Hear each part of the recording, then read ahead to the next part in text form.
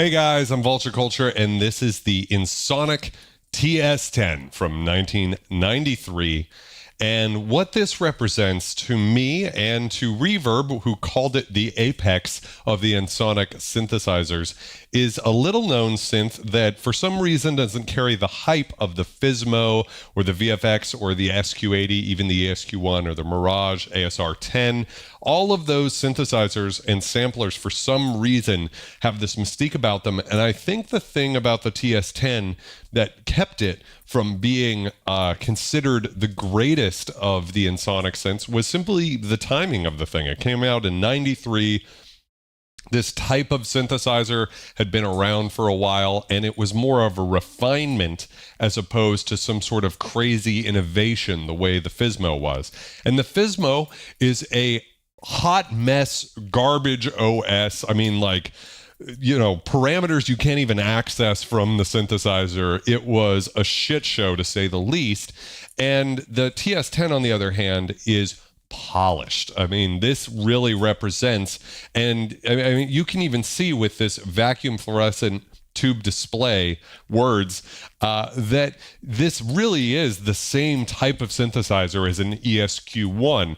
It's also the last flagship synthesizer Ensoniq put out with polyphonic aftertouch. So what that is, for the very few of you who don't know, is that Ensoniq with the SQ-80 and 87 was really one of the first synthesizers, or if not the first, commercially available synthesizers that people could actually afford that had polyphonic aftertouch. And that's where if you press a key, instead of one channel of aftertouch, mono aftertouch, or any key affecting the aftertouch parameter, you can change which key. For instance, if you want to play a high note,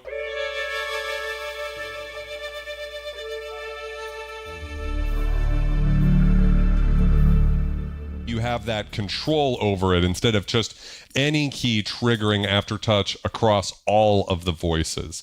So it's just an incredible synthesizer.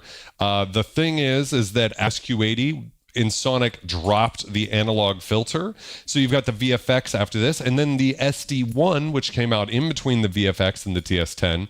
The SD series has more trans waves, which are the morphing wavetables like you'd see in the PPG wave. So it actually has more of those than the TS series has, but the TS series has Hyperwaves. So Hyperwaves are Ensoniq's version of wavesequencing from the Korg Wavestation, making it one of the only synthesizers that does that type of synthesis as well. And you can hear it in the left hand here.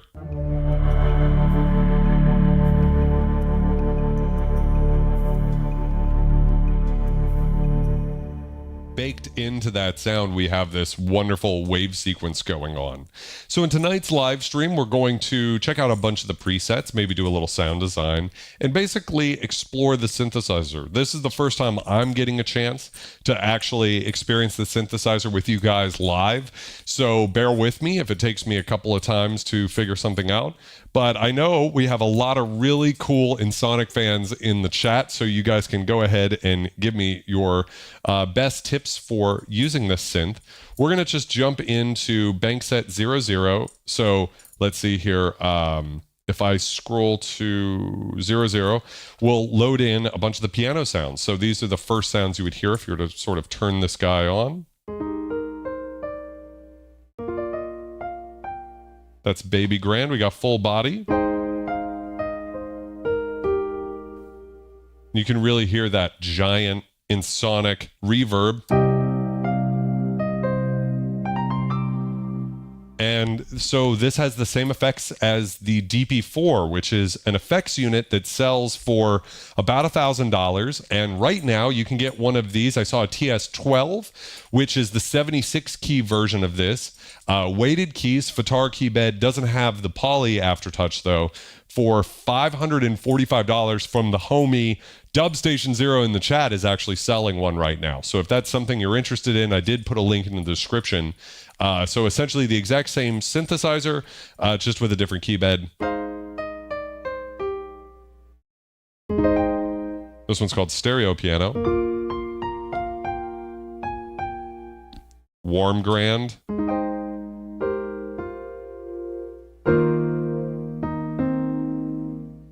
all purpose.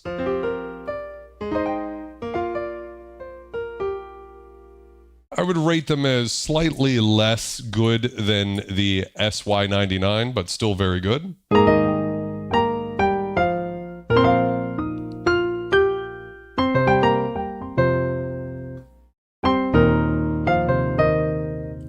Tack piano. Oh, that sounds great.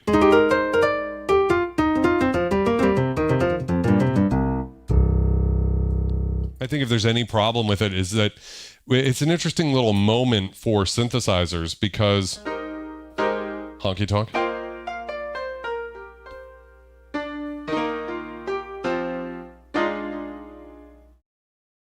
You know, the Rompler thing had been going for a while. Ooh, that's a very bright music box.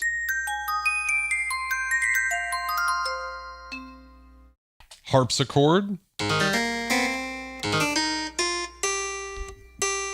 Love the release note you get.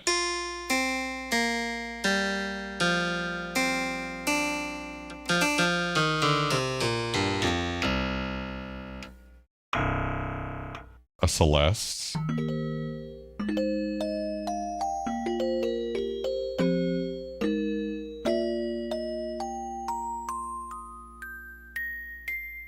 Hear a little bit of noise in the background. It's just from the unclean power with all of the lighting in this room. I apologize for that. Really beautiful effects here. That's what's called blend keys.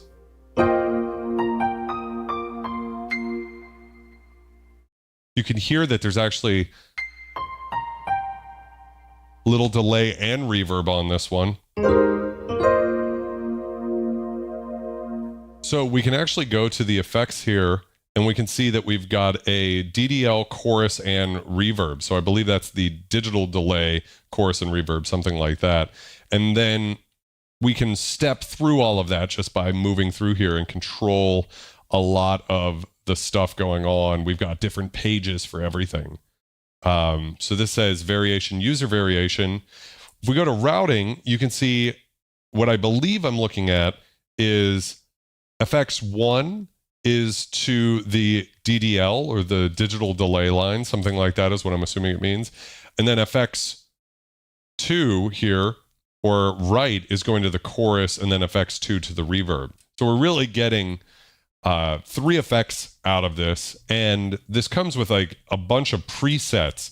So essentially, if I'm understanding the architecture right, you can go through and program everything nitty gritty if you want, and that's a lot of fun. So scrolling through the pages, we can control all sorts of things like the amount sends, the dry amount, basically everything you can imagine for all of this, and even the control things like the dampening. So let's like turn the dampening.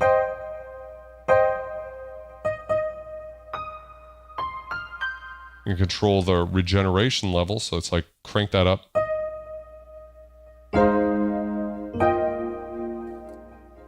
So now with the delays, you can hear them still going.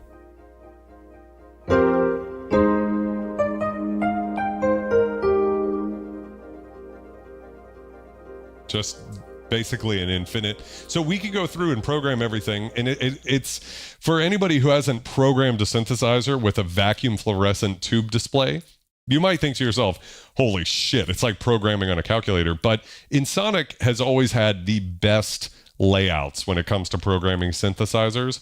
I had a custom-made MIDI controller for my SQ-80 it was a programmer. It had all the knobs and switches, and I actually sold it because I found that editing on the synthesizer was easy enough. I didn't even really need it. So yeah, and so we could go through all of that, but then there's also, if you want, you can just use like the preset stuff to sort of get you going pretty quickly. And there's some crazy number, like 645, I think is the number I recall. Yeah. So, I mean, just like that, we're already kind of going off on a tangent here, but I just want to talk about the incredible power.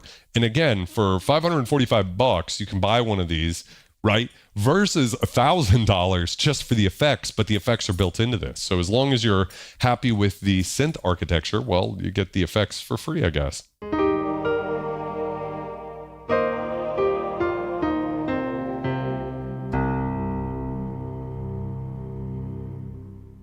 I think when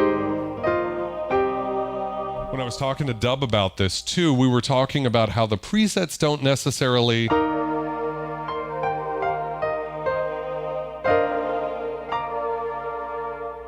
get across how much power there is in here, because a lot of these sounds to me are a little dated. It's very beautiful.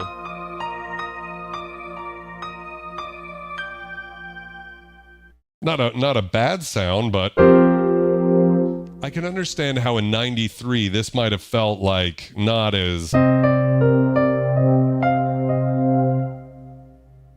much going into it.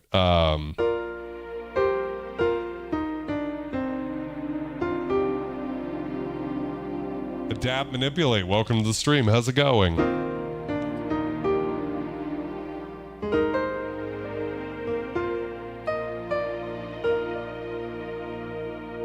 Chris, welcome. How's it going, my friend? Unfortunately, no, there's no analog filter.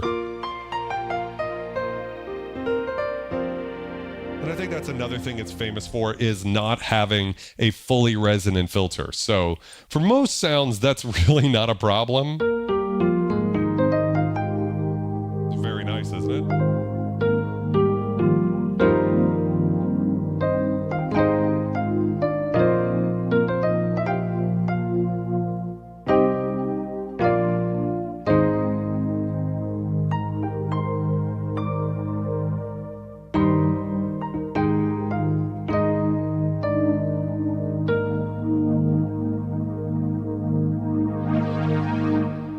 And again, we have that polyphonic aftertouch. But what's interesting is not every patch uses it. I think you can use monophonic aftertouch. So let's see if this one does it. So you can see this one's using mono aftertouch. So if I press down only on the left key, you'll still hear the right key's filter open. Right, so giving away that it's just using that. Now we move into the electric piano section. Yes.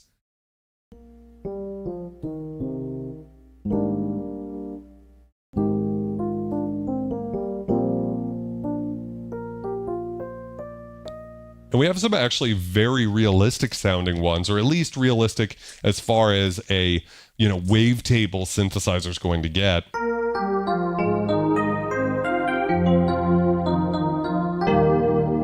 This is more of that.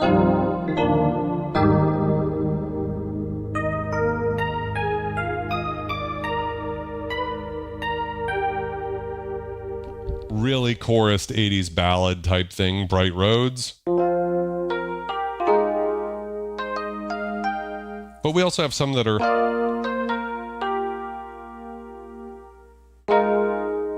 We got jazz. I like this one. This one's really warm.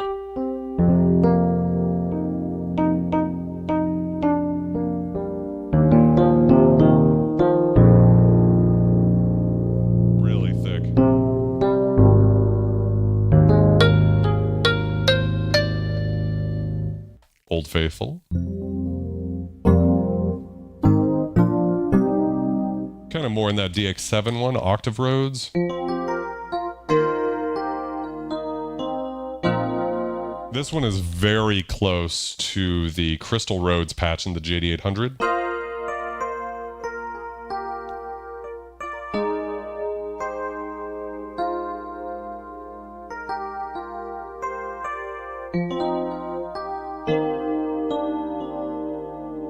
That's true, Esteban. Thank you for pointing that out. You can load ASR10 samples into this. That's correct, right? You can actually load stuff into this beyond. So we do have a floppy disk over here, making it even more powerful in that sense.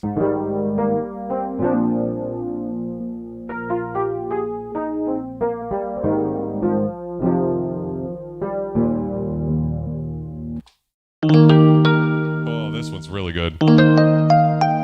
You know Daddy loves like a smack in the face tine. Sometimes you need a little smack in the face just to get the party started, right? And you hear that incredible DP4 reverb.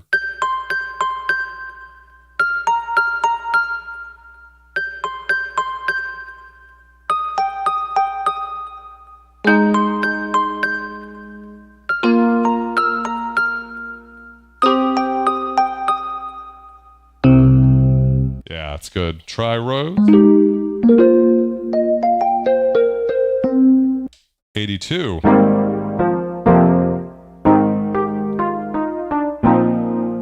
Tracking keys.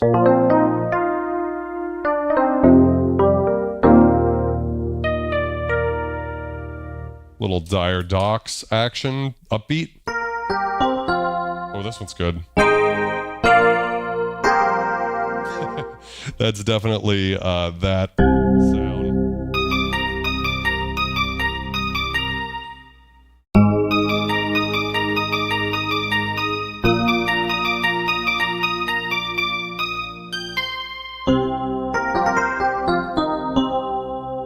That's a lot of fun.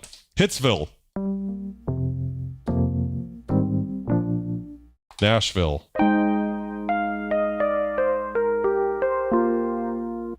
Supertramp. So a lot of space dedicated just to E pianos, pop and clav.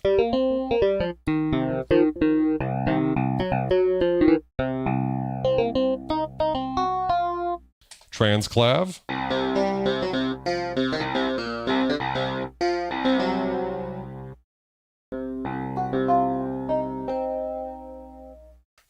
We've reached the organ section. Can I get some scum organs in the chat? Fucking.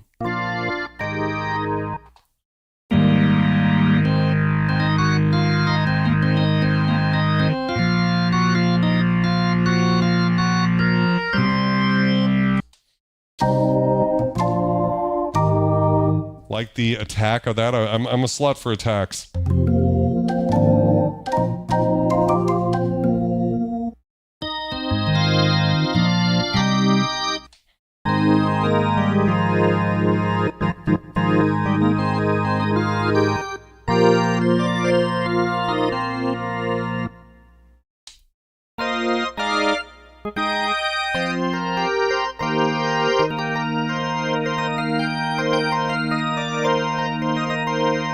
I would love to know, Synth Addict, what you use the SCSI connector for and how you use it. Like, do you use it for loading in samples or something? It would be so much fun to be able to load samples in that way. And I'd also like to know for you Ensoniq gods out there, what's the best way? Should I get a floppy emulator and slap that bad boy in there? Or should I just buy the floppy disks? Because I saw them and basically both those options are the same price. I want to check out some stuff. So I actually kind of liked, surprisingly, this concert organ sound. I like the panning that's going on, right? But let's say we want to turn that more into a pad. And again, I'm going to shout out Dubstation 0 for giving me a little tutorial here. So what we can do is go to select voice here. And now, I don't know how well you can see this on the screen, but I'll try to narrate it for you.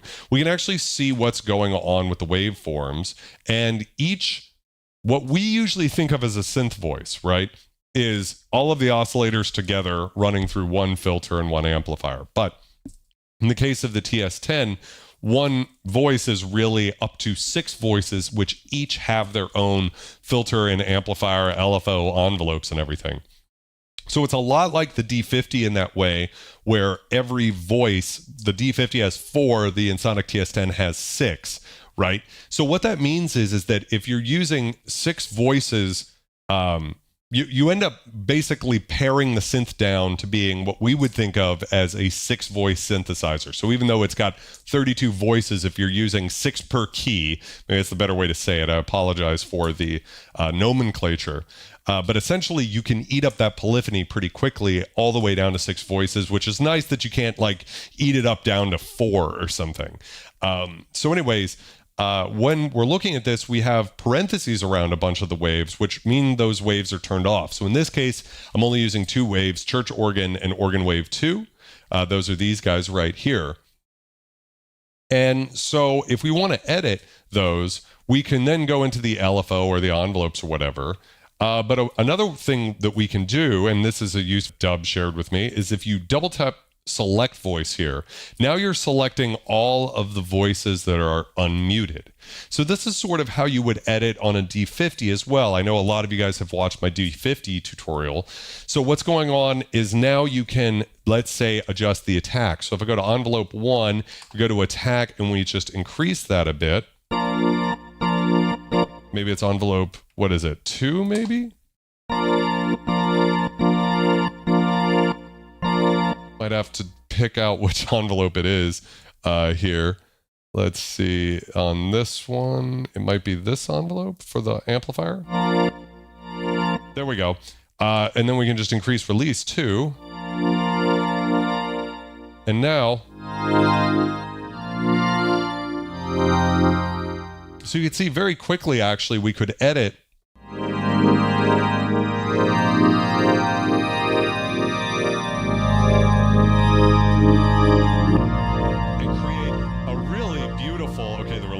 crazy.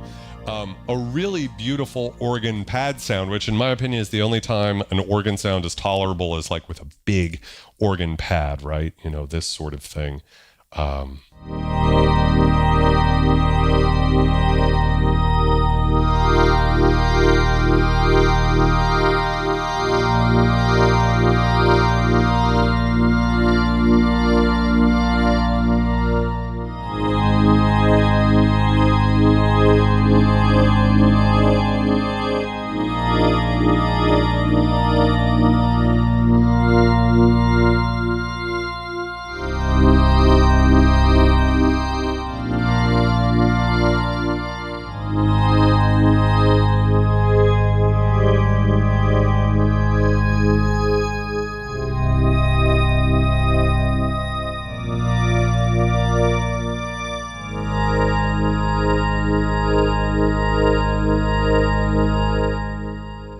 So yeah, that's the sort of idea here. Let's see if I missed your answer.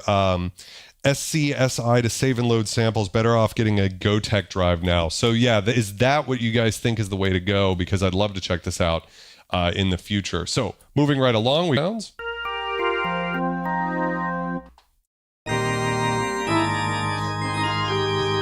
Love that one. Makes me think of the song The Beast from Mulholland Drive by Angelo Badalamenti.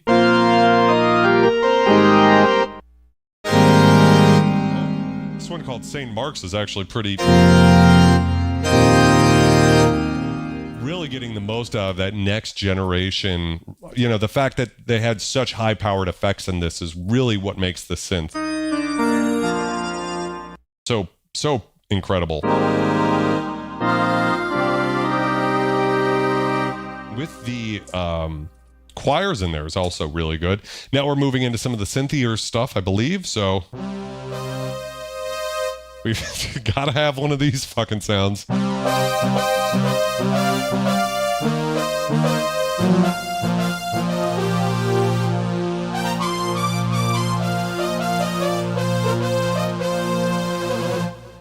Been listening or been watching to Babylon 5, and the composer, the guy from Tangerine Dream, someone in the chat will know the name. I'm sorry, I'm blanking on it, but he's a big fan of the cheesy 90s brass sound. So we have that here. Polysynth.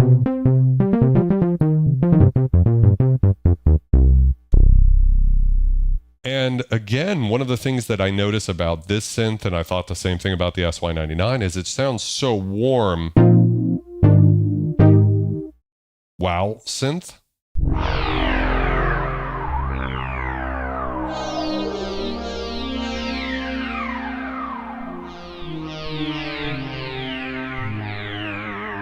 Chris Frank, that's it. Thank you very much.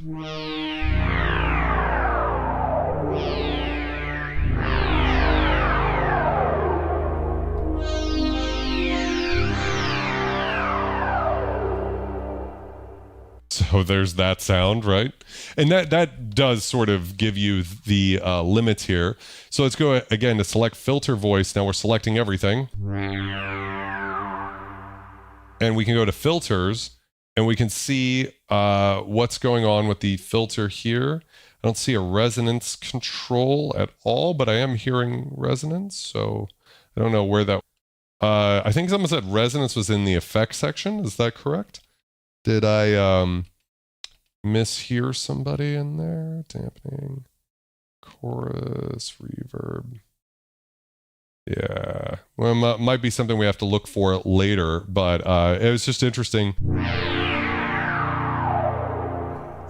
So Dubstation points out there's also some resonant trans waves. So that might be what's going on here. We might actually be listening to some trans waves that have the resonance baked in. And again, trans waves in Ensoniq nomenclature is really started with the VFX, but more or less it's any wavetable that can be interpolated multiple steps through it, just like a PPG wave. This one's called Old Friend.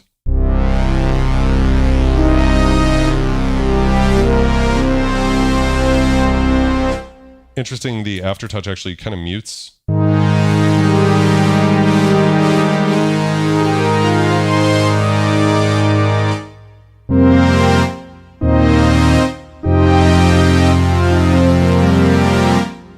Warm saw. Oh yeah, so this, I mean, really should give an impression to people. Listen to this synth and then listen to the Fizmo, right? Do you think the Fizmo can sound this fat?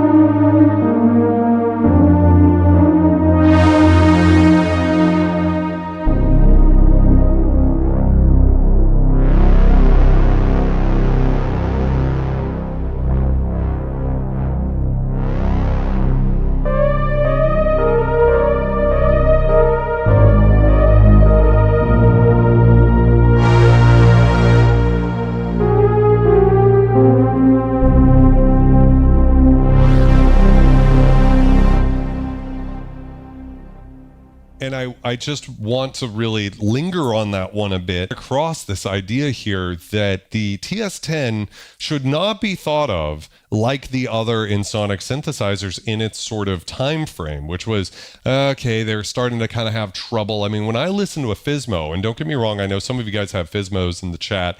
I would love to have a Fizmo at some point just for the novelty of the thing. But the Fizmo is a hot mess, right? It's not a completed synth. They basically did a Hail Mary, I think in 97, 98, just to try to make one more synth.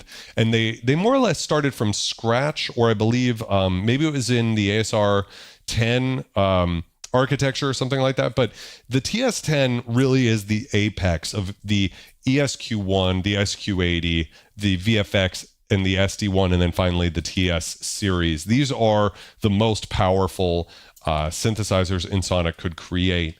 And I think that what they lost moving to the Fizmo age, which again, they never even fully stuck the landing on that one, was this sort of polish in the way that you interact with it.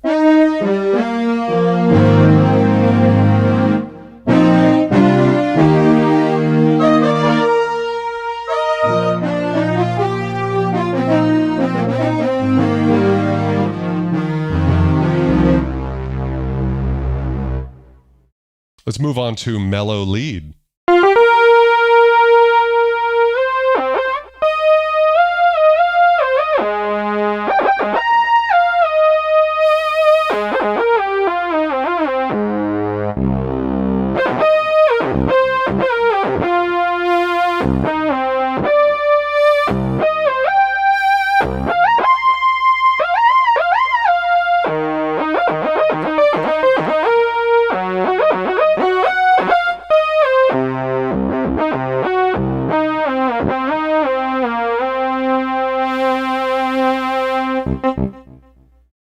Texas saw.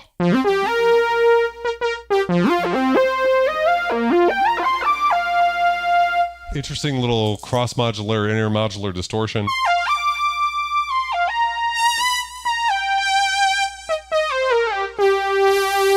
So you can really hear how they are leaning into the aftertouch. And again, that's something you don't have in the Fizmo. They got rid of the polyphonic aftertouch.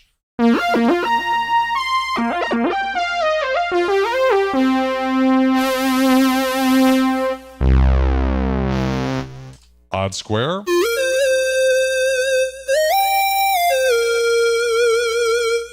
Got this interesting little...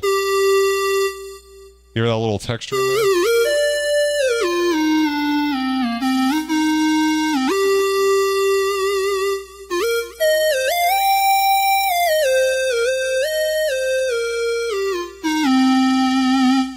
The Fizmo is the MR61 with resonant filters.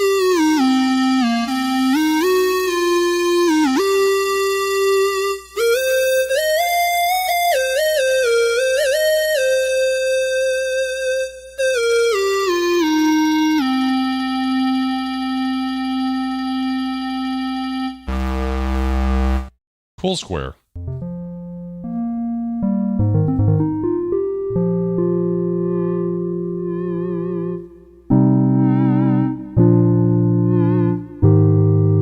The fatness really reminds me of the SQ-80 in the way that it has that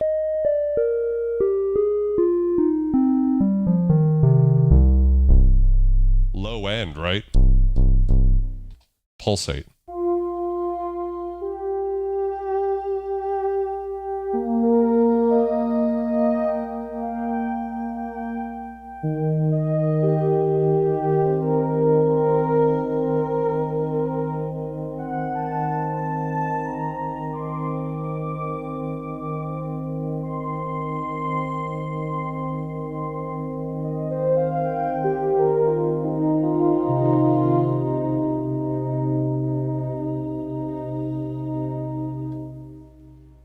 Karmic, to answer your question, it is very hard for me to give a definitive answer on whether or not weighted keys are more important than poly aftertouch. I think it depends on what you're trying to do. If you're interested in doing more synthesis, I think most synthesis people are going to prefer the poly aftertouch. And if you're more of a player, like you're really good with your hands and you're like coming more from it from a piano perspective, in that case, you're probably going to prefer the weighted keys. I like synth action keys. For me, I prefer synth action over weighted keys because I'm so used to it, because obviously I'm surrounded by synthesizers, and all of the synths in this room, all of the classic synthesizers are generally speaking 61 key and have the synth action that is not weighted keys. But for piano players, that can be very weird.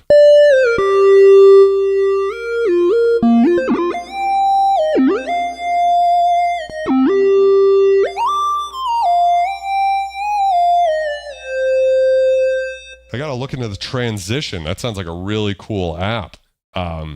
So anyways, moving on to the next bank set here, we now move into some of my favorite stuff, the bell pads and all of that. So this is where the synth really starts to shine. Very, the chorale sound from the D50, right?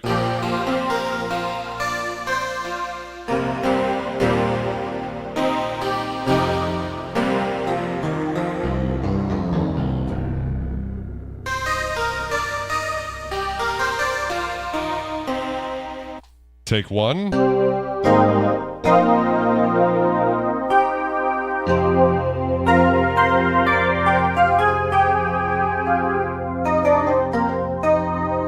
Lots of expression here. I don't know if you guys are catching that, but I can play pretty quietly and get a very different sound than if I play.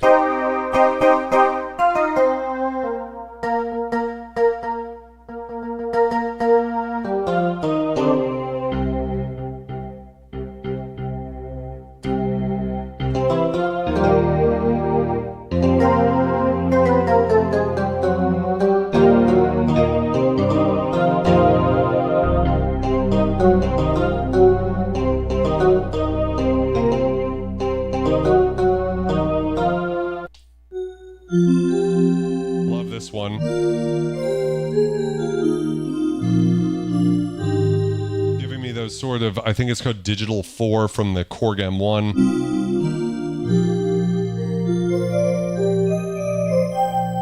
That sort of incredible sound. This one makes no jokes about it, not trying to be subtle at all. This one's called Fantasia. Like, that's the sound, right?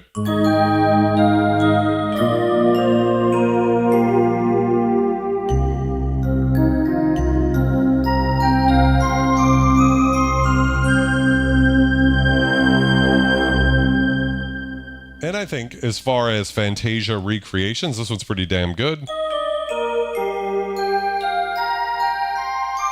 Definitely got the sort of spectral waves in the D50 to use the attack there. But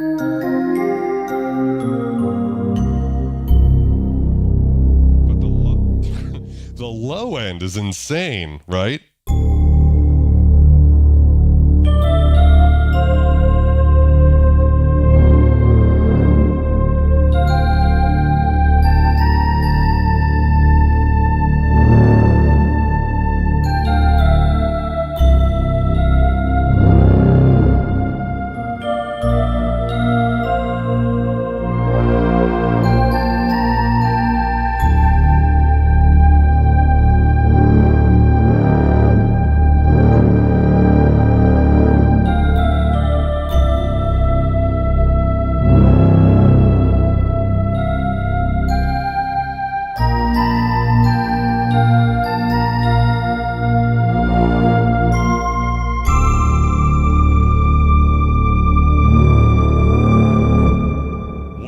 I mean, just like, it's Fantasia, but it's actually a lot ballsier on the low end. It's a really cool sound. That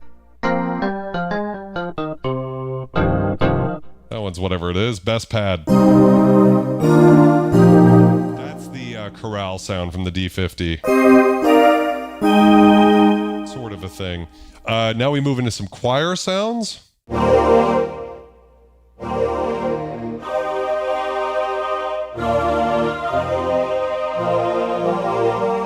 Vocal pad. Ooh.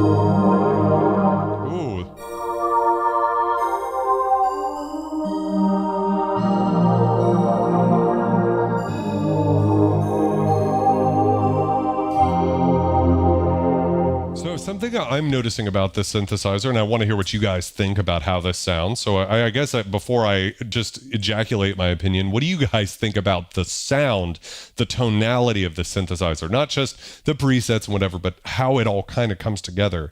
What I want to hear what you guys have to say first and foremost. But what I'm noticing is, you know, I can see how in its moment, 1993, when we were listening to Ensoniq ESQ-1 patches, which I think came out in like 86 or so, the ESQ-1, someone can tell me in the chat what year exactly the ESQ-1 came out. But obviously that synthesizer had to make do with a little. It had to make a lot from a little. And in this synth, I am still detecting that although these patches sound really great, you know, this synth still sort of has that feeling of the ESQ-1, of course, without the analog filters, but I don't really miss them because the synth is so fat. Like, I don't really need this to be more analog. This is pretty good. 1986. Okay, I was right. Thank you, Vincent.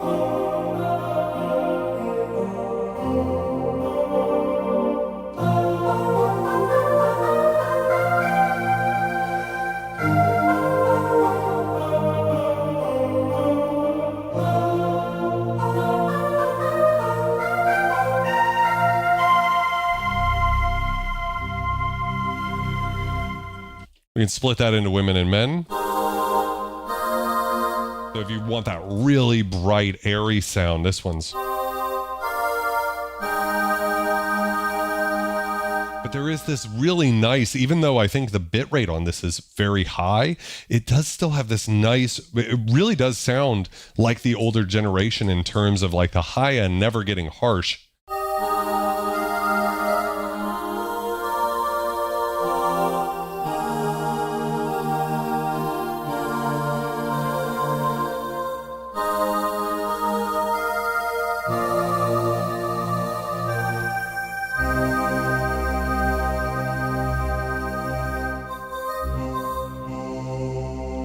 If you're gonna make some funk classics. If you need to get the boys out, we got a patch called Men.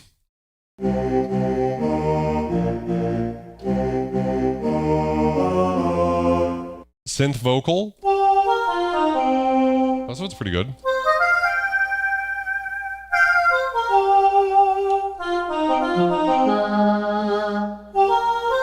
Little JMJ on Hummer.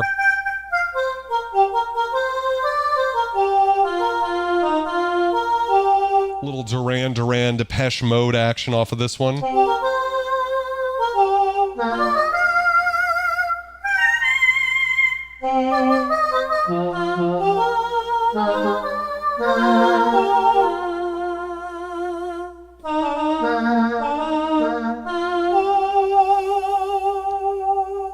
Yeah, a lot of fun on that one. Now we've moved into the guitar section of the stream.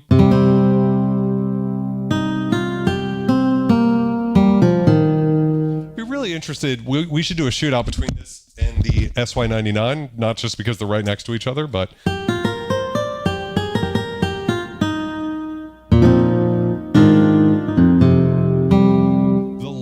on this thing is ridiculous, probably to its detriment to a certain extent, you know, because I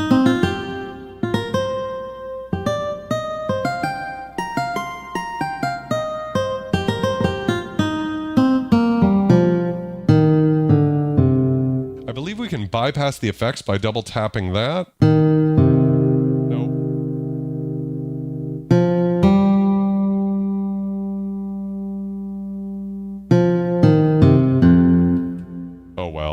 I was hoping I could get there. So where was I? Oh, let's get back to where we were. Whoa. Oh, man. There's a lot of presets on this thing. Oh, sounds. Here we go. Nylon guitar.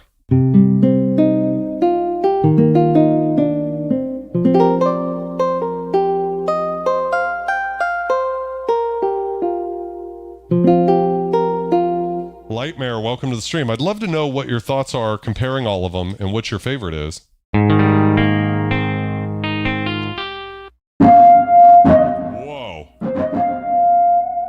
This one's called Monster Lead.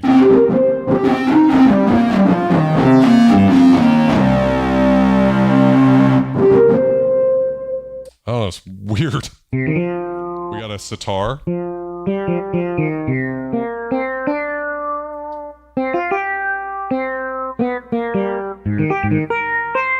12-string guitar. That's very nice.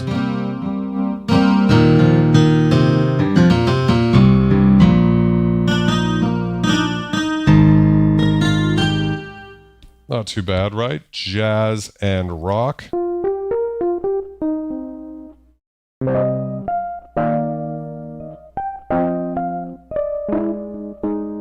Crunch electric.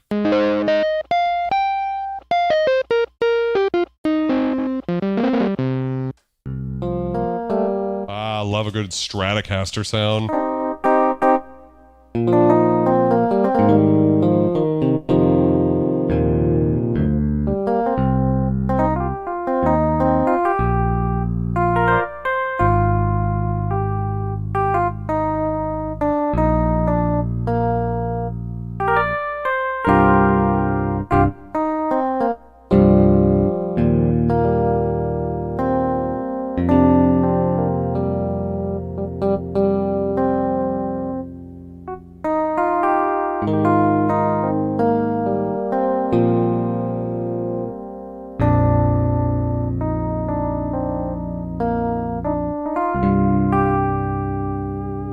How's it going, Nick Destruct? Welcome to the stream.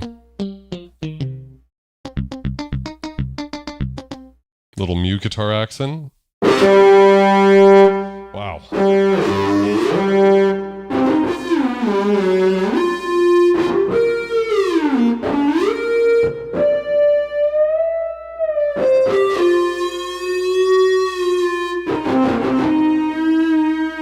Something weird about the way that they process the distortion here, where it's like really fat on the low end, but then as you go up high,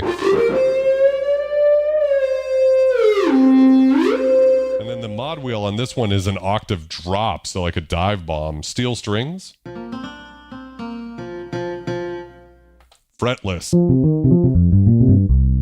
I should play a little Take My Breath Away action. Jam with it. Again, another really nice muted guitar.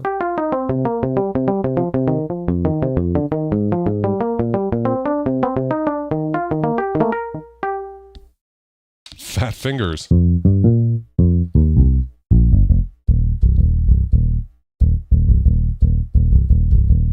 Really cool, really thick sounds here. So res bass.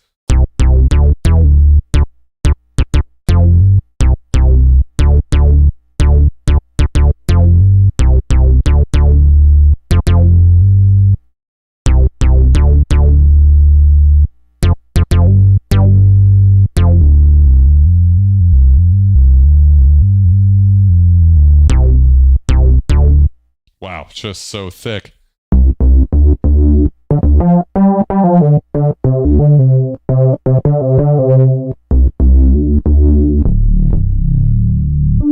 This one's called Fat Moog.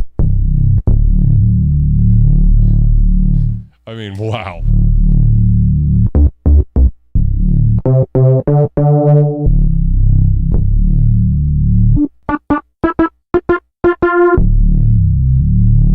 Sync bass.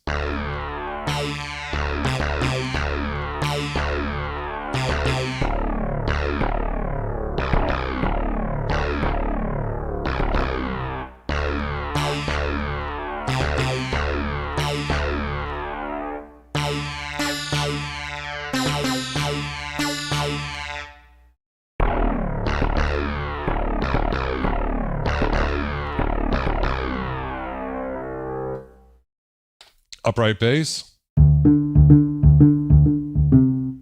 Mini bass. And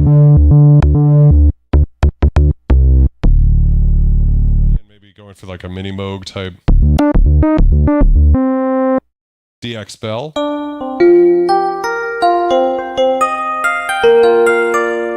But now we've really moved right into a different category.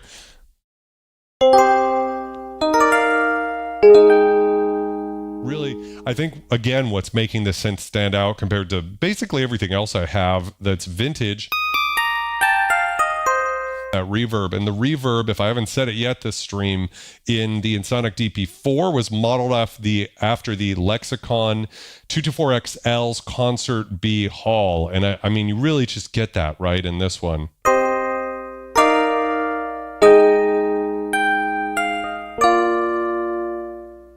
Ballad bell.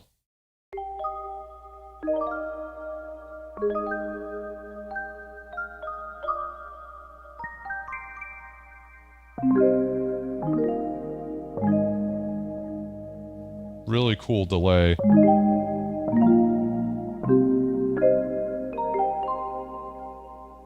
Tine bell. And the SQ-80 had such incredible bells too, so this just makes sense that you would have this sort of heritage in here.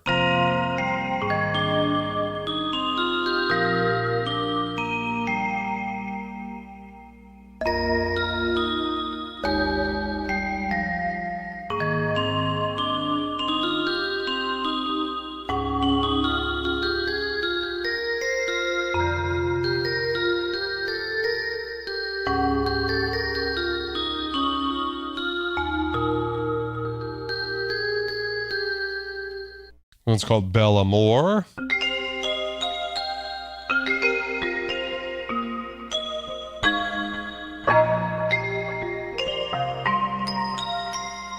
A really cool sound, and really one of the first ones that makes me think,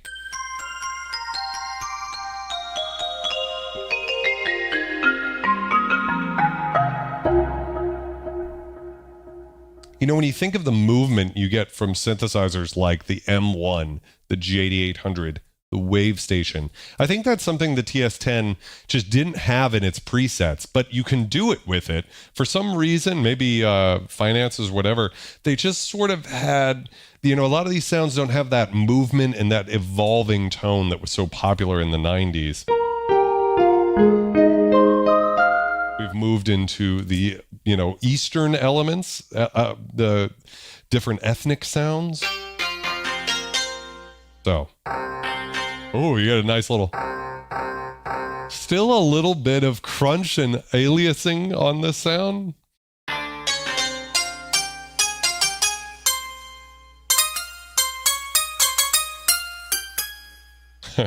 Baiwa. Shamisen. Oh, I love a shamisen. Underutilized sound. So the samples themselves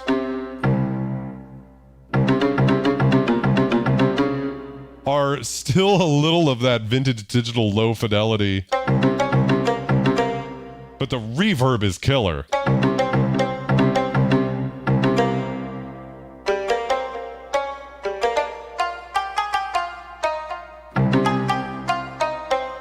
Sitar.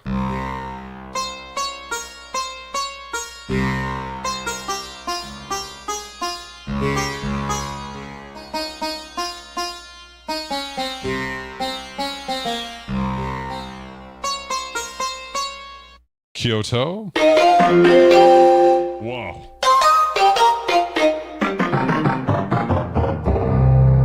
But yeah, that sample to me, you could sell me that that was from a synthesizer 5 years previous and I would have believed you. Banjo. What I've learned about a banjo tonight is that it sounds like an Asian instrument if you play Asian sounding scales. Hammered dulcimer. That one sounds awesome.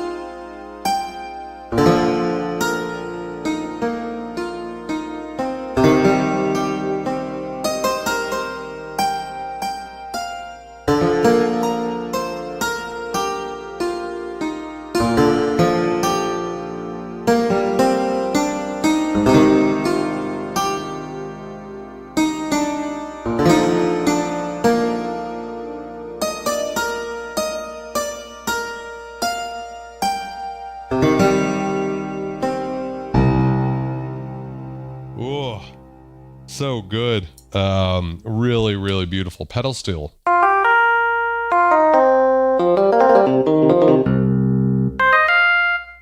Movie Wind. Ah, yes. This is such a classic sound.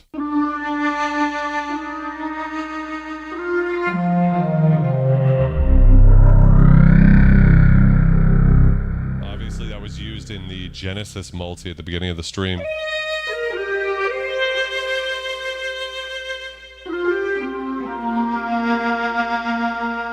This one's kind of worth it for this patch alone, right?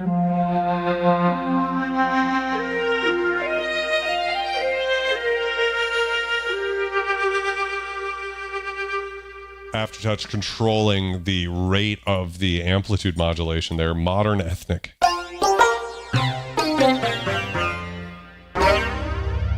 Indian perk.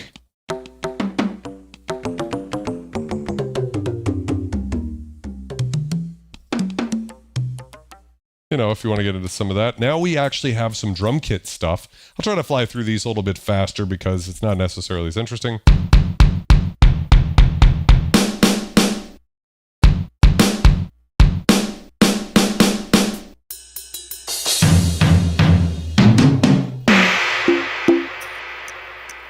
Pretty crazy stuff, VCF.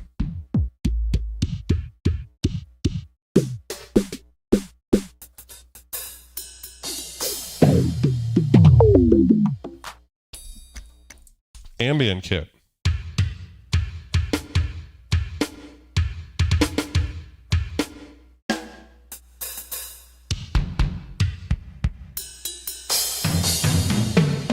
it's giving Art of Noise multi-kit.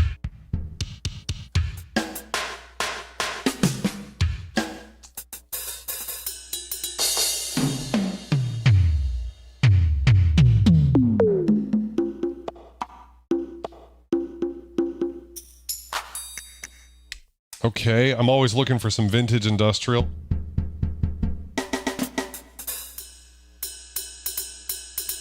Brushes kit.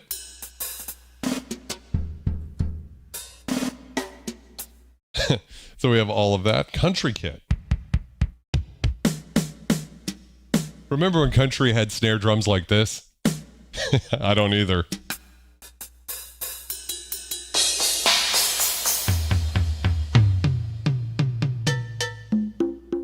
But much like the Wavestation, I think they realized they had to put this type of thing in here to be able to get the whole workstation thing where you could just program an entire song. This has like a crazy sequencer. We haven't even talked about the sequencer. It's some like 30,000 node sequencer. Oh, that might be worth sampling.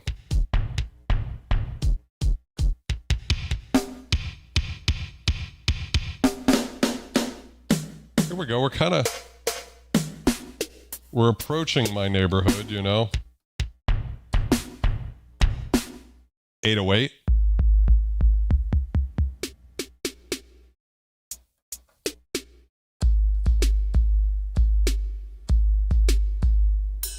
I don't know that you would ever buy this for that.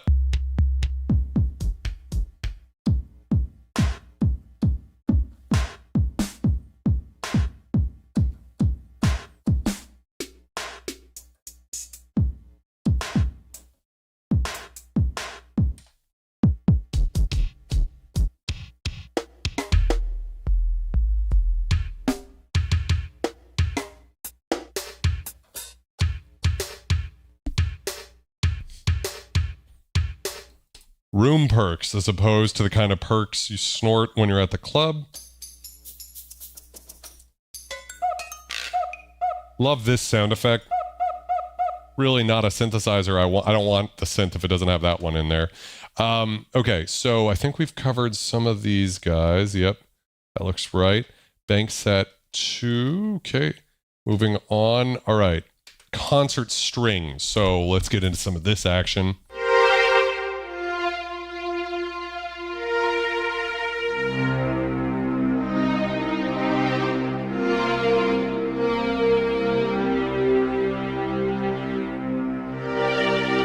Hilarious nightmare.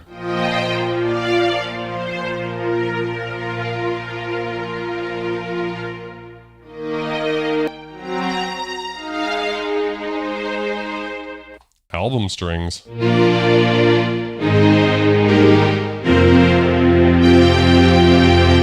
The thickness of the low end. Again, I keep saying it, but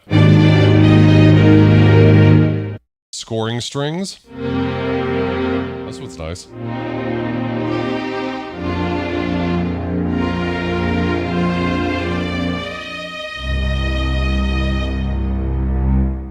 Small room strings.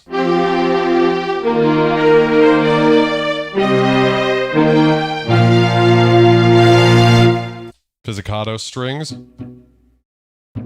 What is it? Right, or up here? Not quite. Harp.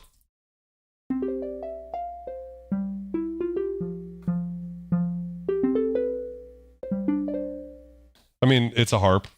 Solo violin.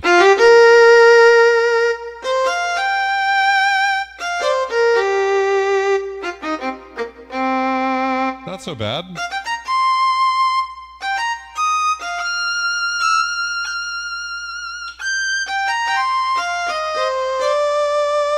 How's it going, Ricky? How's it been, my friend?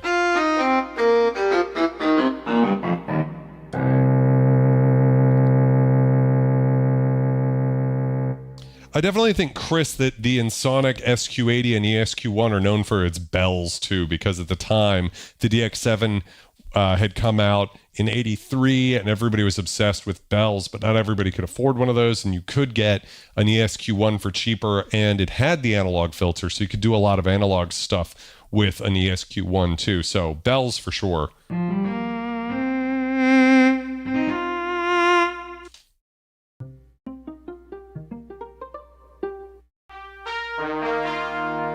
Always going to have like slightly too bright trumpets. Wouldn't be the 90s without the sound.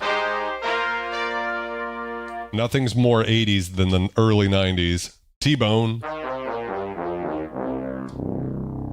Yeah, orchestral brass.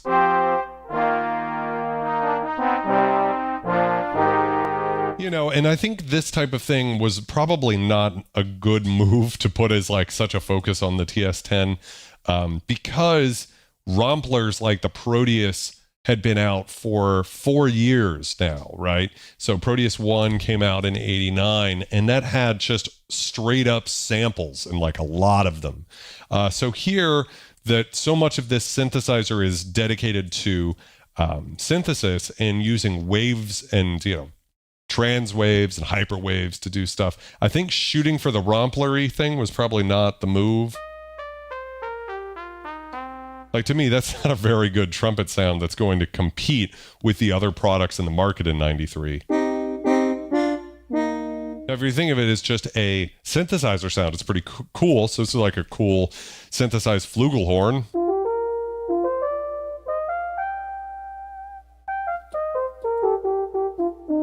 It's giving Twilight Princess French horns. It's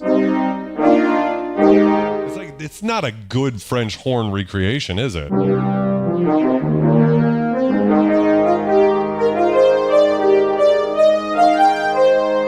Shout outs to Vulture Mom, who played French horn. Tuba. Right, so yeah, I think this type of thing, oboes. I thought the solo violin and the oboe were actually pretty good.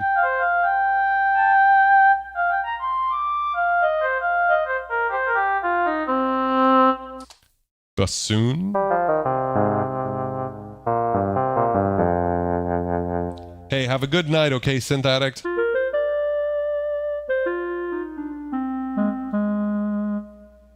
English horn.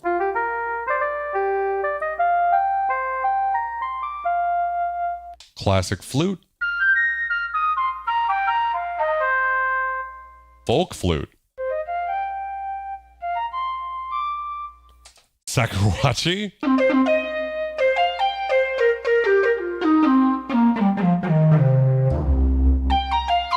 Yeah, I mean, it's not even good compared to the D50 and the M1, which came out years before this. So that's just not what this synth is good at. Love a pan flute. Chiff flute.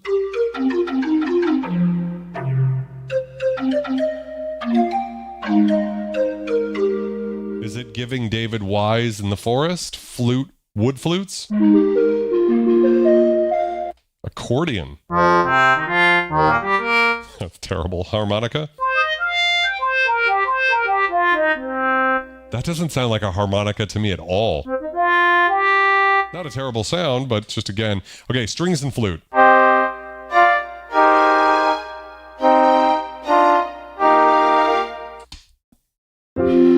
Something, I don't know, piano and flute?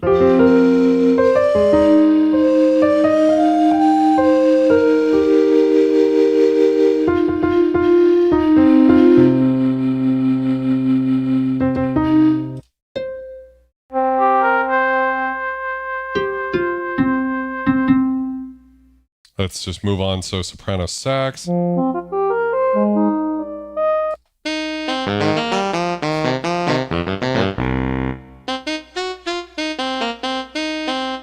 Little whistler for little of that action. Marimba. A little Bananarama action. Kalimba. It's giving Rainforest Cafe. Love a vibraphone. Yeah, I mean, I love vibraphone patches, and this one is fine at best. Islander.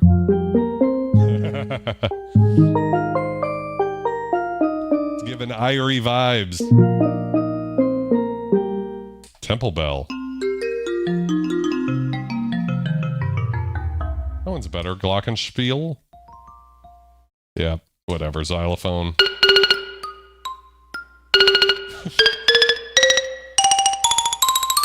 We got someone like really like Adderalled out, just hammering the shit out of that xylophone. Could you imagine? That's really cranked. Orchestral percussion. Timpanis. Wind chimes. Yes, a mark tree. Seriously?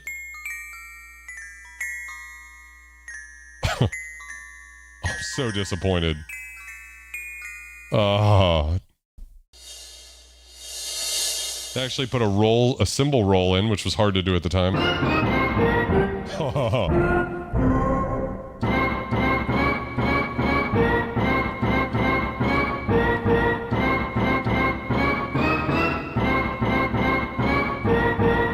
Oh, thank Christ that's in here.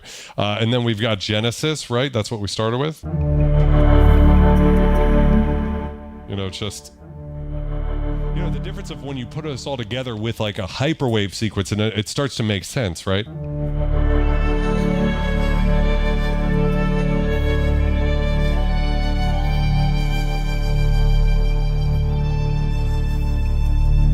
How's it going, sound author? Welcome to the stream. So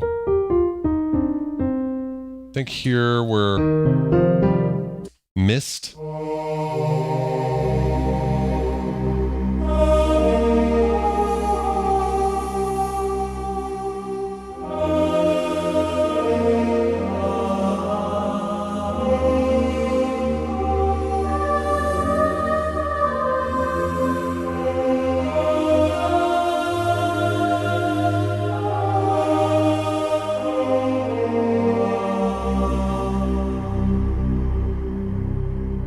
Multi-bass. The groove. All right, so moving right along, and now we got some, I don't know, I think we're in the sample section. I think we have to pull that off a disc. We're gonna just move right along there. Nice. So we might have covered those basics here. I think that's everything. Yeah, and you can hear, yeah, it's, you know, it doesn't really come with a lot that's demonstrating the power of the hyperwaves. And I think that's an interesting sort of component about this synth that's sort of missing, at least in the presets. I don't know if there's somewhere else. So we go to the, those are the sounds, then there's also presets, right? So it's a whole different thing where it's combining different things. So sort of like combinations, I guess. But I would like to stress here that one sound is made up of 6 voices, or up to 6 voices, which each have their own filter, envelopes, and LFOs. So a preset can be stacks of sounds, so you can get really crazy.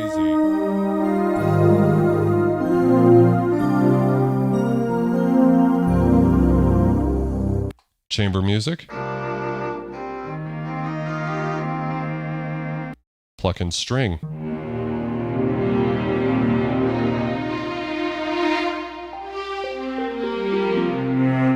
There's, if I play really quick, we have the little plucks in there, so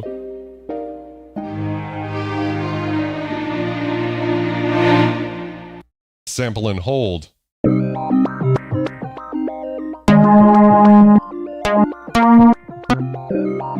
Oh, interesting. So we got this crazy bass line thing down here, so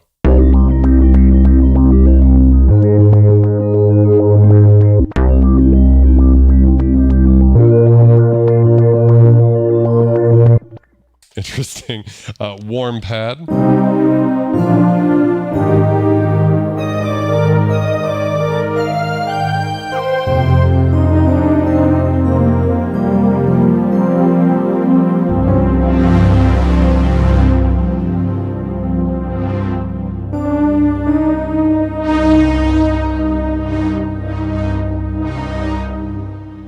Overture.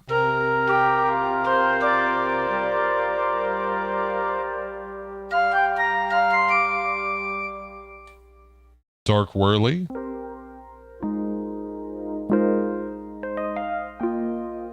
Really nice sort of phasery type thing. Big guitar.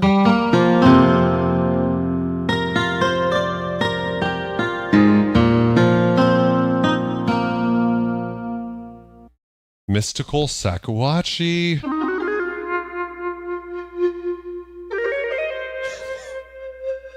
Thanks, I hate it. Bavarian.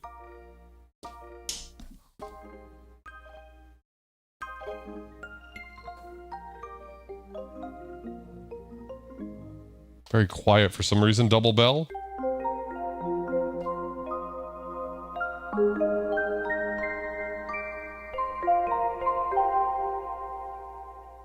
Just again, love that DP4 reverb. Bell tines.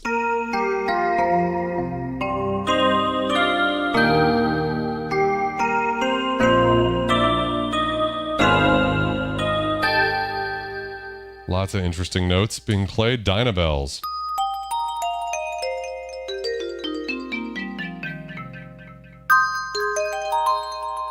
Groove Boy.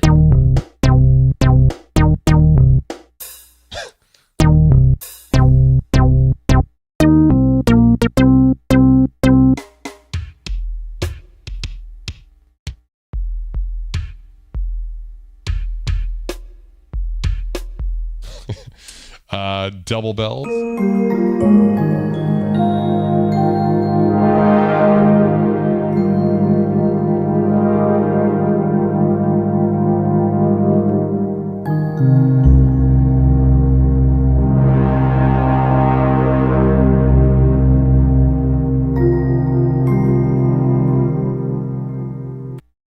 Mellow Moons.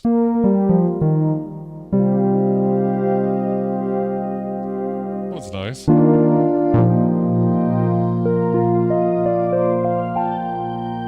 Again, highlighting the panning and just the warmth poly lead. Oh God, I hate it.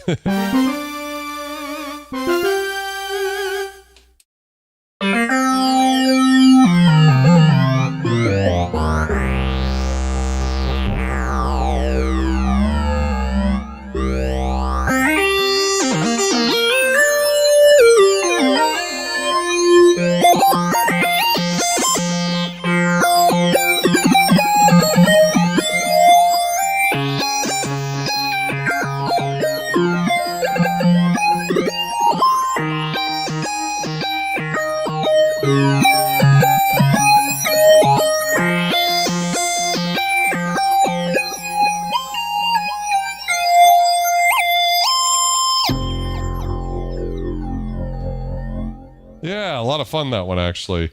Really making you appreciate a phaser on a synth lead. You know, there's definitely a time where that was on every synth lead, and I think even when the synth came out, that time had already long passed. So that's combining those two patches we heard earlier, right?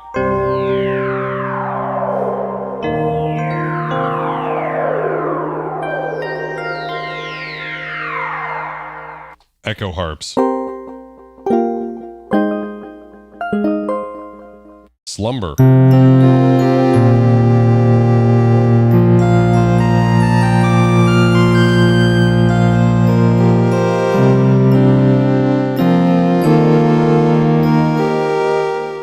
Shoutouts to Aquatic Borealis. This is the Borealis pad.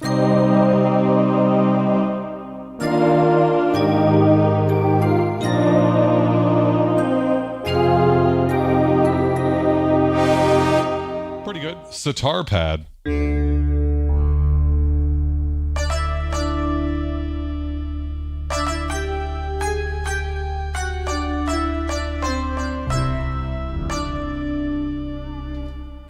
Fellow Orient.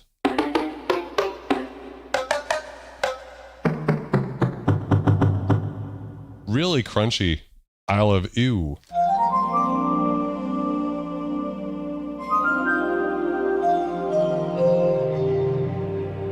I love these types of sounds.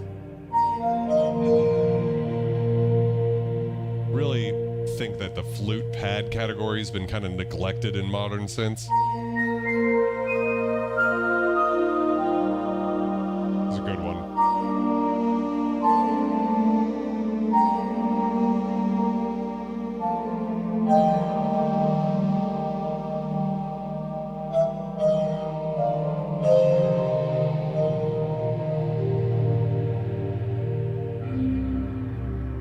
a very good one.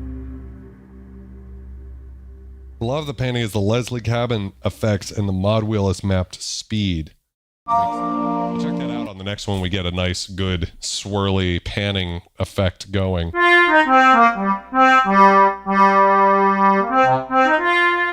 Reeds and metal. Big mallet. Ooh.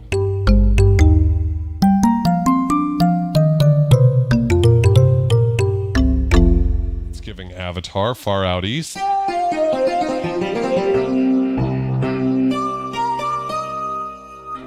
Bell saw. Yeah, so this is giving that like souped up Fantasia.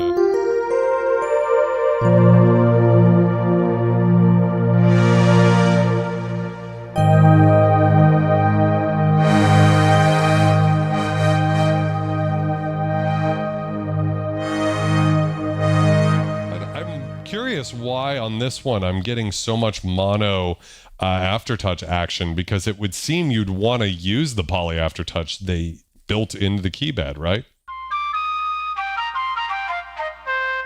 Rainforest, come on, baby, don't disappoint.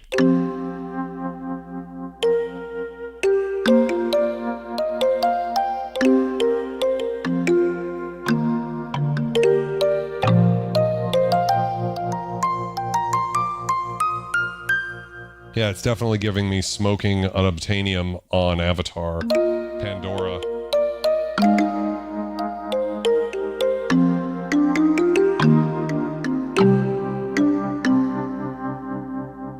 Oh, right, because the patches wouldn't, they'd have to use that mono aftertouch. That is a thing too, right?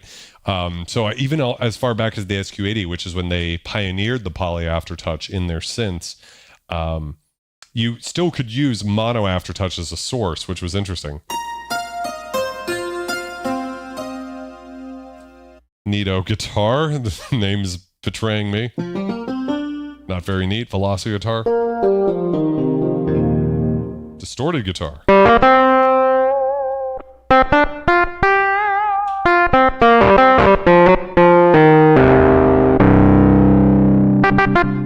It's giving me more like distorted Rhodes, honestly. Malagasy.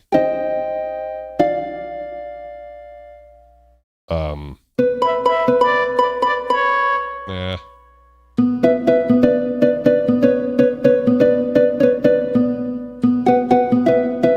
Something like that. In his name. We've got a good, this is the wave sequencing. It's just a shame that we don't get more of those hyperwaves in here. I know there are many more additional sound banks, so if that's the type of thing you guys want to hear, please leave a like on this video, subscribe to the channel, and leave a floppy disk emoji in the comments underneath this video. That way I know you've watched the video to this point. I appreciate it, everybody who's been hanging out tonight.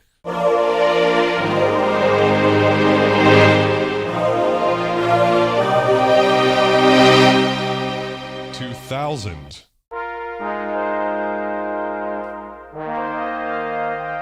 Velocity voices. Man, the hype on these.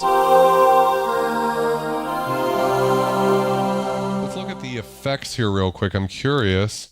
EQ, chorus, and reverb. And if we look at the parametric EQ, we can see the what's going on. Treble and bass are boosted. It's not really that complicated, honestly. Interesting. Anyways, back to where we were. Bows and plucks.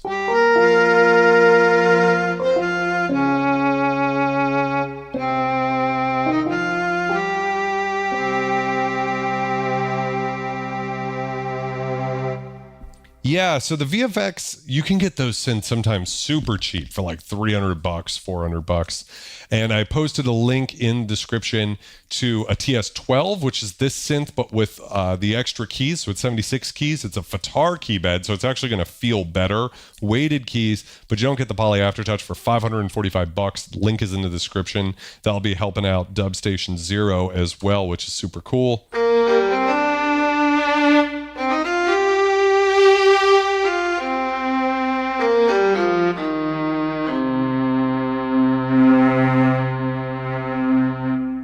Wolf, what's the question? Sorry, I see you've got the T1.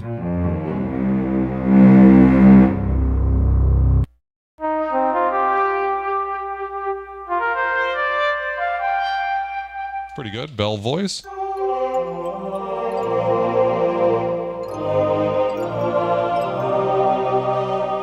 Pizzicato wave.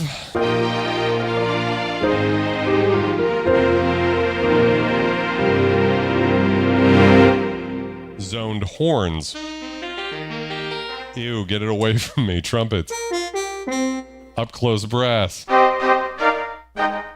Mellow flugelhorn. Horn line 2.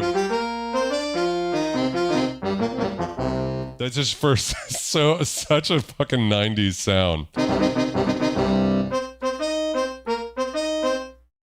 Mellow altos.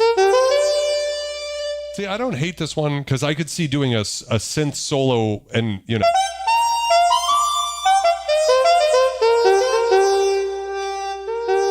Oh, and you can control the brightness with the mod wheel so you can.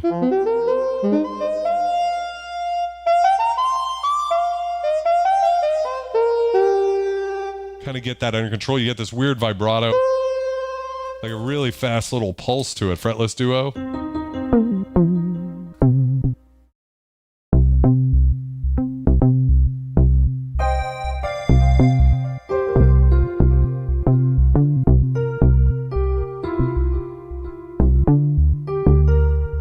Yeah, fascinating. Super vibe.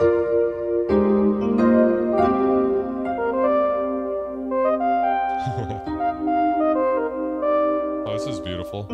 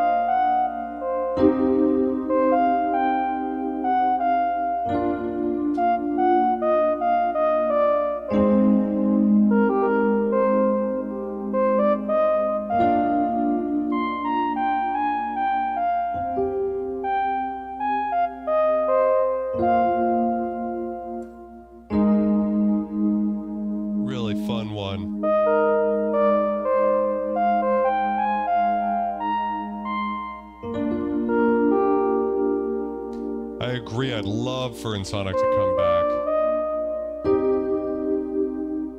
Strings and an oboe.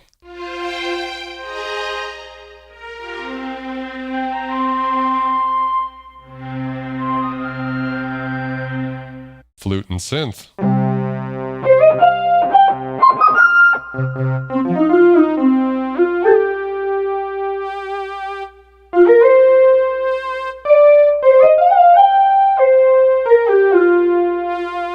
Halcyon days, roller skating rinks, hypercolor shirts. Miss pastel, warm clav. I've always been a pastel goth in my heart.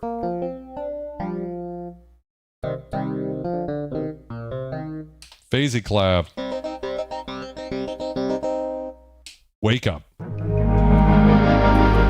This still seems like just Genesis again.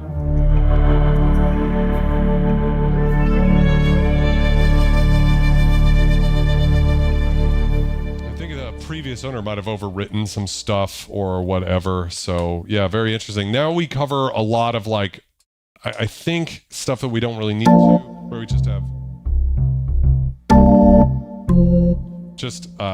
combos here. So all of these are just kind of.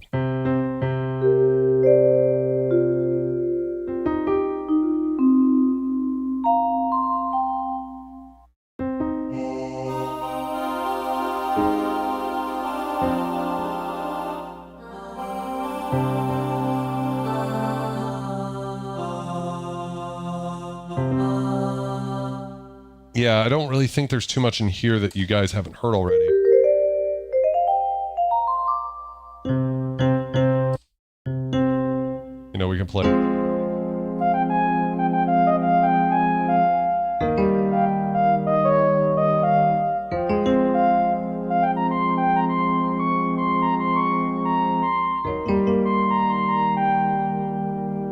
It's just combinations of the stuff that we heard earlier.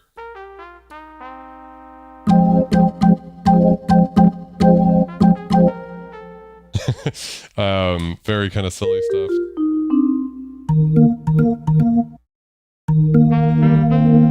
Yeah, very kind of interesting things there. Okay, so then moving along to the next set. Let's see here. I think we've covered it all there. Digital warmth. Oh, we had just more of that. So like acoustic guitar and strings.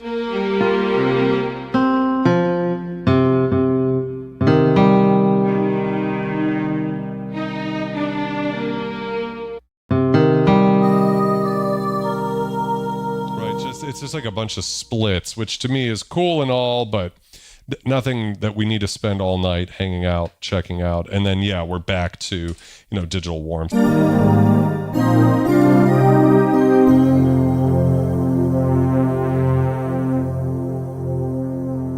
Right, that's a reason, Vincent, that Behringer, you see, they don't clone any synth that has a sample in it. The Prophet VS, they had to recreate samples. That's why it doesn't sound like a Prophet VS at all.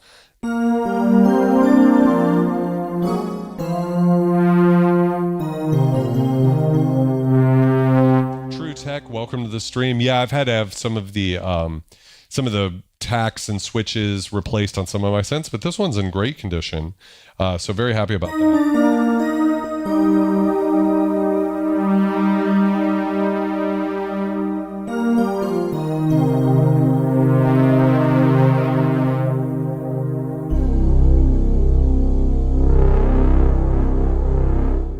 I think that's a good enough place as any to take a break for the evening and maybe come back to the synth on another night.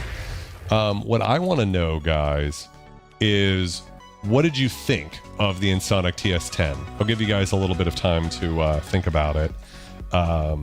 What you guys, what was going on there. True Tech says I will try to see about cleaning them with some non-destructive contact cleaner. Yeah. If you know a good synth tech, I think that if you're going to get into vintage synths, you should know a vintage synth tech.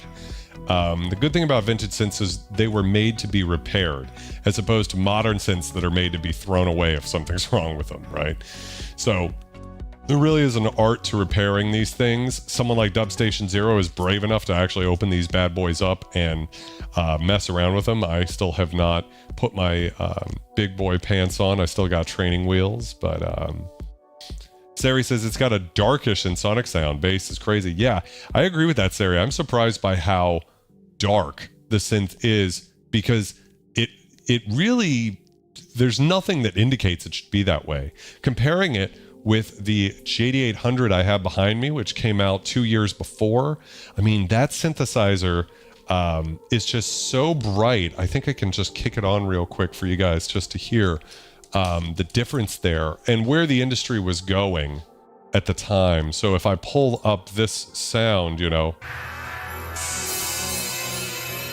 only hearing it out of one ear, but I mean, if you could just hear the brightness on that, right? It's just insane how much high end there is compared to what the TS-10 and a synthesizer like the SY99, which would have been 1991, what those sounded like. So what else do you guys think? DJ Crystal Love, I don't know if I said hi to you earlier, but hello, how are you doing? TrueTech said I had an ESQ-1 and a Mirage, Tone City. My kind of sounds like most Ensoniq stuff. I love the Ensoniq synths. I suspect it was sort of the same thing with the SQ-80, that just pulling up the patches alone really doesn't give you the full range of what's possible with these synths. It had something to do with the 30,000 internal rate and output response. So 30K would have been like the same as the M1, which would have come out 5 years before. So I can see how, the sound of it might have been a little bit behind the times. It did have 6 megabytes of RAM though, which was more than the other synths from the time. Adapt Manipulate says, love it. Love my ESQ-1 VFX and Mirage DSK-8. Been considering the SR10 and the TS-10. You really need to dig into the programming parameters to really experience what makes them so cool. Yeah, and So what I want to know from you guys is, how much more do you want to hear from the TS-10 as compared to all the other synths in the room? Is this the type of thing that you want me to really dig into? Because I do deep tutorials on synths. Videos take a long time to produce, so I want to make sure that it's like what you guys want before I go super balls deep, right? The SQ-80 I think is a no-brainer because it's the biggest, baddest analog filter version of an Ensoniq synth. And, the samples and the way the wave sound and everything is very TS-10. Like, you'd still get that vibe 6 years before. You just don't have as many waves, and they are lower fidelity for sure. So Taran says, completely unrelated, I got to record at the Vintage Synthesizer Museum in LA. That's so amazing. And out of every amazing option, the one I liked most was the Elka Synth-X. That's a super cool synth. I was watching, I think, Johnny Morgan Synth Dreams. I think I'm saying the name of his channel right. I'm so sorry if I fucked that up. And his video on the Elka Synth-X today. Super cool synthesizer. And I'd like to know, Taryn, what is it about that synth that you liked better than everything else? Because you got a CS80 there. You've got all sorts of things. Blisket says, yes, more TS. So wouldn't mind more going balls deep on this one. Machine Storm says Project Pitchfork also used it. That's cool. I know it was used on the Killer Instinct soundtrack by Robin Beanland. And Elliot Graham. So I think I'm saying his name right. Terry says we've got an MR rack with main and aux outputs not working. But wasn't much impressed after TS-12. It didn't have any ROM expansions though. Lightmare says, Ensoniq got a special way to approach music production, the sequencer being a huge part of it. Yeah, so I didn't even touch the sequencer. I'm really not as interested in sequencers just nowadays because I do so much with MIDI. I think it was more of a thing back then. I know a lot of you guys are hardware sequencer people, and that's awesome. Seriously, it would be nice to see more TS action. I have a fondness for Ensoniq, and there's something about the synth that does sound more low fidelity than, say, the SY99, which came out a couple of years before it. Although I will say I think the reverb sounds amazing on the TS-10. That kind of stands in its own league compared to the rest of the vintage gear that I have. The TS-10's heavy, but it's not heavy. I mean, like the CS-80 and the Chroma Polaris and the JD800 are all really fucking heavy too. Would have been awesome to get some of those Tangerine Dream synths. Like I said, I've been watching Babylon 5 and hearing all of those synth sounds has been a lot of fun. So, Dubstation Zero is keeping an ESQ-1 and an SD1, selling SQ-80 and TS-12. What do y'all think? I'm surprised you're keeping the ESQ-1 and selling the SQ-80. Other than, what would that be? My guess would be is that the ESQ-1 is getting you as much mojo as you want, and the SQ-80, aside from like, what is it, just poly aftertouch, aside from that, you're probably not getting that much more out of the SQ-80, and it's worth about twice as much. That would be my guess. Terrence says, really versatile. For the stuff I was making synthwave, I thought it had the best cutoff and noise options. It allowed me to get both extremely fat and bass response as well as leads that cut. Yeah, it's interesting. I think the Elka Synth-X would probably be the all-time, like, most famous DCO synth. Correct me if I'm wrong, but I think in terms of like commanding a high market value, I want to say the Elka Synth-X would be the most expensive DCO synth. Can anybody think of something that would be more than that? Lightmare says, I slave my Ensoniq sequencers to Reaper for live work, and it's great. That's interesting. So, we'll have to talk about that, Lightmare. By the way, I don't know if I've seen you in one of the live streams before, but welcome to the family. You should, if you're into Reaper and Ensoniq synths, man, you are in the right place. And I say man, but I mean man gender neutrally. ASR 10 was built like a tank. Lionel Thomas Art Studio, Babylon 5, my guy. Yeah, I love that kind of era of sci-fi. So Red Dwarf, Star Trek, now Babylon 5. I know I need to watch some other of those shows, but I just try to keep them on. Yeah. Okay, so I guessed right, Nick. Yeah, a lot of TS-ASR crossover. True Text is a wall of rack mount vintage synths from used deals. best form of interior decoration when you think about it. Yeah, it's a pretty expensive. Machine Storm says, love a Synthex and a Polyvox. I love the Polyvox, but I have to say the MS-20 really is great too. I'd love to be able to just be a Polyvox guy, and I think I would personally be happy. Base Levels asks, you have a Chroma. I have a Chroma Polaris, not a Rhodes Chroma. So there's this differentiation there.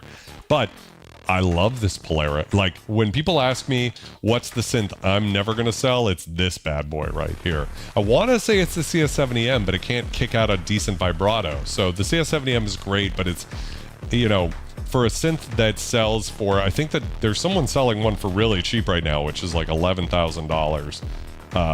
But for a synth that expensive, you want it to more or less be perfect. And unfortunately, the lack of being able to dial in a perfect vibrato with it is frustrating to me. Lightmare's new here, and I'm loving the stream. Subbed, and we'll definitely be back. Well, thank you very much. I'm glad that you're here. I'm glad that you all were hanging out tonight. You guys are phenomenal.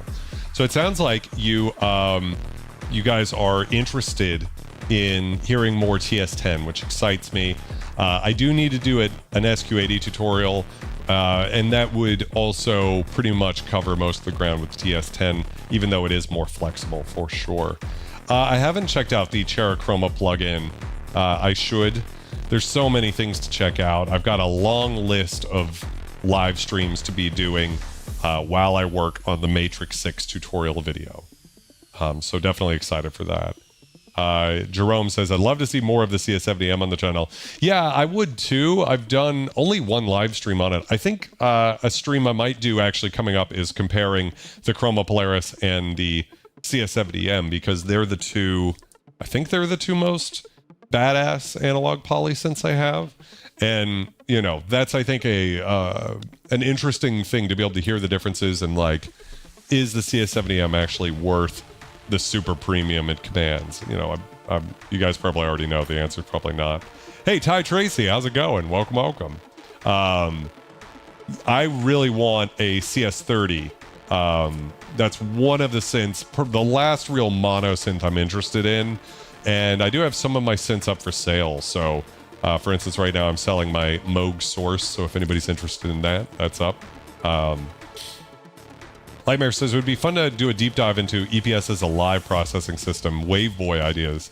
Yeah, so that's above my head. So I will watch your live stream on it, Lightmare, because the whole Waveboy thing and all of that, I'm not sure.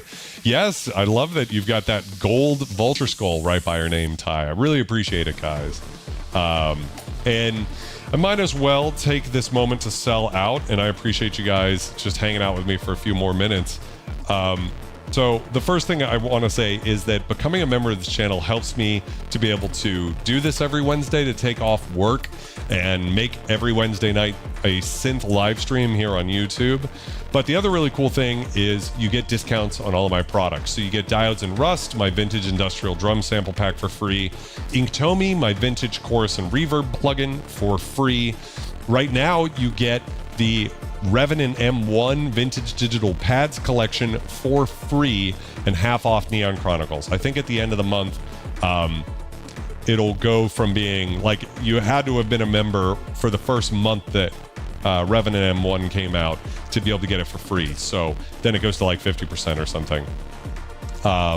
So anyways, I just want to shout out everybody who is a member, because I haven't done that as much as I should have.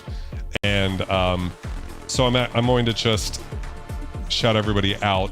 So shout outs first to our platinum members. Those are the members who've been over a year.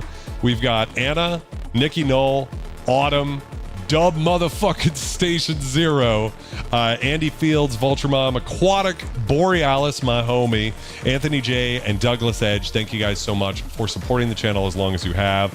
Moving right along to our super important gold members, we got Jason, Ambient Knots, Nathan Dale, Ty Tracy in the chat, 40 Thieves, and Mind Idiot, Moving to our silver members, we got Max Matson, Hans Vold, the Oberheim expander god himself. He's also got a bunch of other really cool synths. The Gebruskers user, Chris Farrell, also in the chat tonight. I really appreciate it. Todd Phipps and DJ Crystal Love. Always love seeing you guys in the stream. Swords and Synthesizers, big shout outs to you. Sari Marchenko, always here, and I appreciate the support. I support the support as well. Tootie Cat and Paula Vassor hanging out all night. Thank you guys so much for supporting me directly. I really appreciate it. You guys make it possible for be able to do this thing, and I love being able to hang out with you guys and do these really cool streams. Lightmare, thank you for becoming a member. I just saw that. Really excited for this, and just being able to do this every Wednesday has been such a life-changing thing for me. I say it every stream and I get super cheesy and honky, but thank you guys very much. I can't say it enough. Paul, I really appreciate it. Let's see. Terran says, I know you're a PC guy, but is there a good Mac app for running your D50 sounds out to the D50 hardware? I think it's called Coffee Base or something like that. Dubstation's playing at Sound Pedro on Saturday, so if you're out west, that's definitely something worth doing. Dubstation Zero just sponsored someone to become a member of the channel, so that's awesome. Appreciate it. Thank you guys so much. You guys are phenomenal, and have a wonderful week. Continue to be excellent, and I will see you next Wednesday.